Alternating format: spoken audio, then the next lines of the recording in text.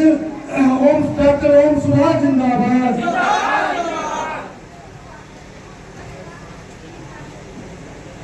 जय भीम, नमो बुद्धाय, जय भारत, जय संविधान।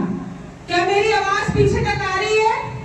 जो पीछे के साथी हैं, हाँ जी, जय भीम बोलिए। जय भीम।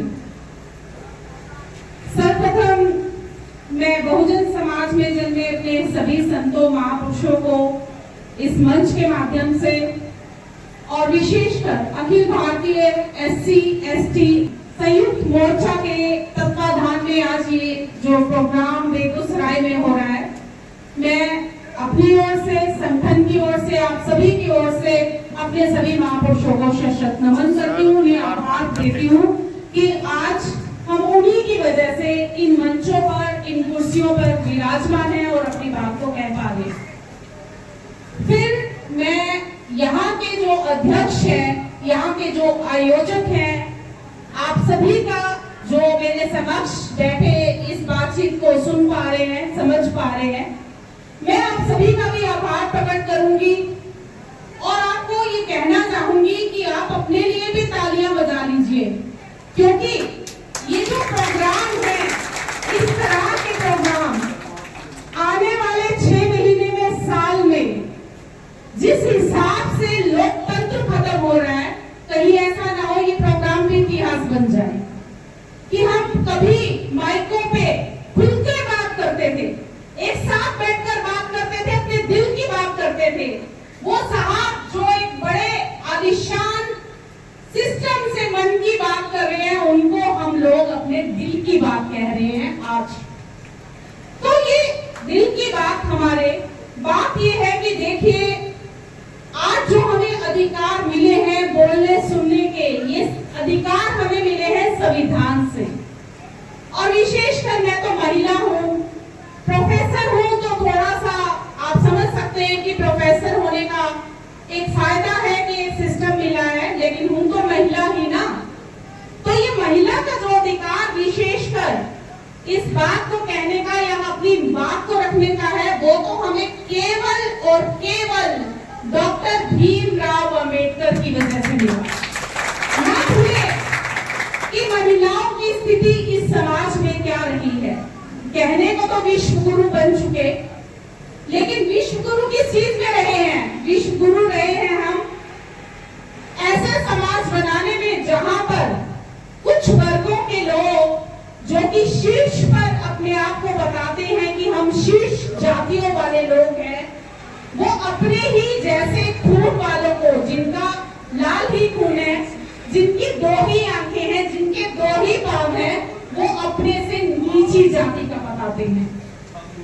ऐसा विश्व गुरु है ये देश हमारा। और उस विश्व गुरु को आज ये जो पिछले 10 साल से सत्तारूढ़ पार्टी है, क्योंकि मैं खुद भी सरकारी कर्मचारी हूँ, मैं किसी पार्टी का ना फेवर करती हूँ ना विरोध करती हूँ, लेकिन बात यह है कि जो सत्तारूढ़ पार्टी है, वो सत्तारूढ़ पार्टी अगर हमारे PM साहब जो खुद OBC समाज से आते हैं, मंचों से बड़ा व्याख्यान करते हैं, मैं खुद भी पिछड़ा जाति से संबंध रखता हूँ, और वर्तमान में तो हमारी माननीय राष्ट्रपति महोदय वो खुद अनुसूचित जनजाति की महिला है, महिला भी है और ST समाज से आती है।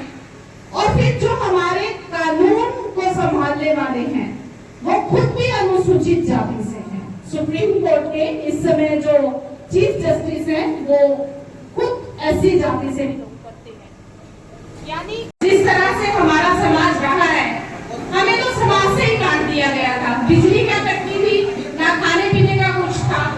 अगर हम वो सब मूवमेंट अपना याद करें कि झाड़ू टंगा हुआ है आपकी पीठ पे और गले में हांडी टंगी हुई है, ताकि आप जहां जहां से जाओ तो आपकी एक अलग पहचान हो जाए। तो मेरे पुरखे, मेरे पूर्वज, आपके पूर्वज, ये सब मुसीबतें झेलकर ये यहाँ प्रोफेसर बनने के मंच तक पहुंचे हैं। तो हम ज्यादा घबराने वाले लोग नहीं हैं।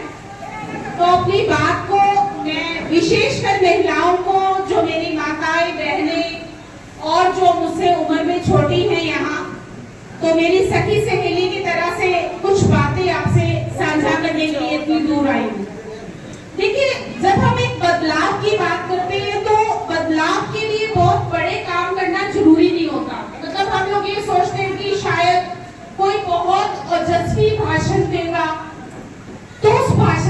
दुनिया बदलेगी, ऐसा कुछ नहीं है।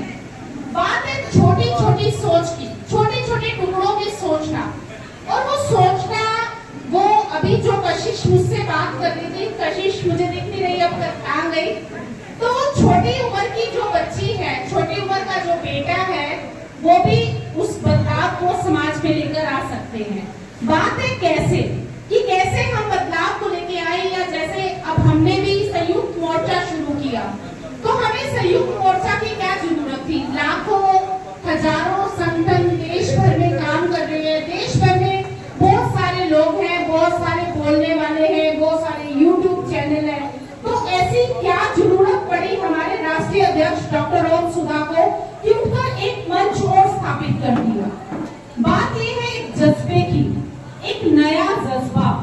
जब एक आदमी खड़ा होता है, जब हमारे अध्यक्ष खड़े हुए डॉक्टर ओम सुधा, तो वो एक नई ओजस्वी आवाज के साथ, सोच के साथ खड़े हुए कि वो जो गलतियां शायद दूसरे संगठन कर रहे हैं, हमें लगता है कि हम उन गलतियों में कुछ सुधार कर अपने तरीके से अपनी बात को आम जनता तक, अपने भाई बहनों तक अपने जो है वो पहुंचाएंगे।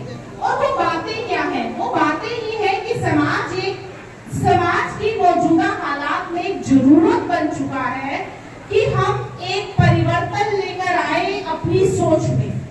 कैसे?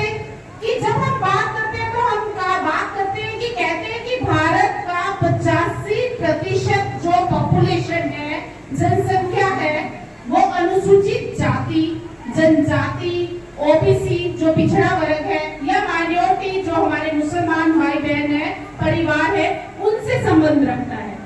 लेकिन जब हम बात करते हैं सत्ता की, जब हम बात करते हैं फैसलों की, तो वो फैसले कैसे होते हैं? वो फैसले उन लोगों को साथ देने वाले होते हैं जिनकी संख्या मात्र 3% है।